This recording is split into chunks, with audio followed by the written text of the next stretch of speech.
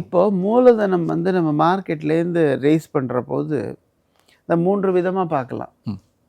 Pre IPO இஷ்யூவன்சஸ், ஆமாம், IPOs and post IPO OFS மாதிரி. OFS ஆமாம்.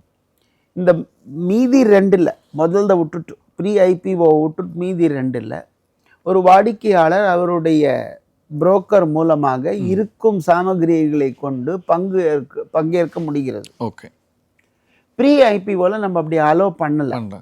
ஏன்னா ப்ரீ ஐபிஓவில் டெலிஜென்ஸுக்குன்னு அவர்கிட்ட மெட்டீரியல் எதுவும் இல்லை. அவருடைய இன்ட்ரெஸ்ட்டை மனசில் கொண்டு தான் இப்போ ப்ரீ ஐபிஓவில் அவரை நம்ம இது வரைக்கும் விடலை. ஓகே. இது மாறலாமானா மாறும். இந்தியாவில் 30-40 வருஷத்துக்கு முன்னாடி யார் எதிர்பார்த்தோம் T+1 வரும்னு? ஆமாம், யாரும் எதிர்பார்க்கல. 15 நாட்கள் குறைந்தபட்சம், அதுக்கப்புறமும் எண்ட்லெஸ்ஸாக போய்கிட்டே இருக்கும். அது 2.5 வருஷத்துக்கு முன்னாடி பிஎஸ்சியிலுடைய ஒரு நிர்வாக இயக்குனர் உங்க முன்னாடி வந்து உட்கார்ந்து பேசுறதுக்கான ஒரு வாய்ப்பு ஏற்படும்னு நினைத்திருக்க முடியுமானா எனக்கு சந்தேகமா இருக்கு. இப்போ அதனால மாறுமானா மாறும். இந்தியாவில் மாற்றங்கள் நிறையவே வருது. இந்த நேரத்தை பொறுத்த வரைக்கும் எவ்வளவு கூடுமான அளவு குறைக்க முடியுங்கிறது செபி ரொம்ப இம்பார்ட்டண்ட்டாக பார்த்துருக்கு. ஒரு காலத்தில் 10 நாள் 15 நாள் ஆயின்னு இருந்த அந்த நேரத்தை இந்த கலெக்ஷன் ப்ராசஸ்க்கு அப்புறமா அலாட்மெண்ட் ப்ராசஸ்க்கு எவ்வளோ டைம் இருக்கலான்னு இப்போ 3 குறைச்சிருக்கோம். இதுவும் குறையுமானா இதுவும் குறையறதுக்கான சாத்தியக்கூறுகள் உண்டு. ஓகே.